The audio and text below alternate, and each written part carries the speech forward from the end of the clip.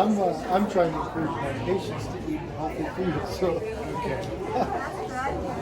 but that is literally a monster kohlrabi.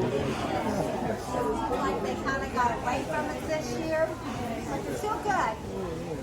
The funny thing about kohlrabi, they're in the same family, the cruciferous vegetables. So think Brussels sprouts, cabbage, cauliflower, broccoli. This is actually, I think, a wild cultivar that comes from like a wild cabbage line. That's what would be similar. Inside, behind this, you take the skin off and there's this nice crunchy vegetable that you can eat raw. It tastes delicious. You can even cook the greens. The greens are edible. They cook down just like collard greens, especially with some onions and garlic and smoked meats. It tastes delicious. But the real meat of the matter is behind here.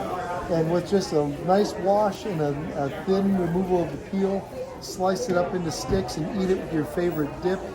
You can include it in salads.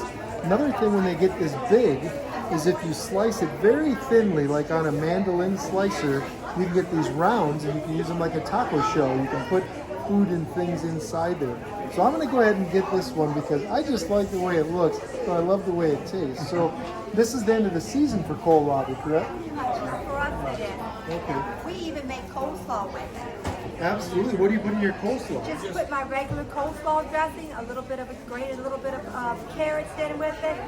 It's a little bit more liquefied than your cabbage when you grate it. So you might want to make sure you drain it, or your coleslaw might be a little more juicier than normal. But it's still good. Absolutely. Raw, sauteed. Some people even make mashed potatoes with it. Absolutely. Growing up in Minnesota, they used to call this German turnip. Yeah, it's kind of like a turnip, but it's a lot sweeter than a turnip.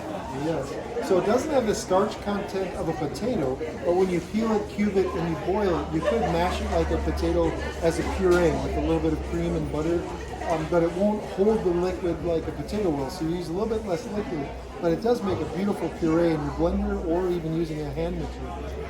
So we'll go ahead and take this one. I think that'll be good. The bag for that. Go ahead.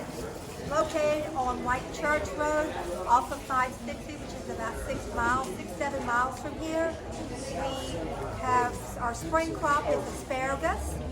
You take this one. Go into our next big crop is blueberries. We raise a multitude of flowers, flower range, sunflowers, almost any kind of produce. And we also raise sheep. Absolutely. Thank you. And free range eggs. Free range eggs. Free range eggs.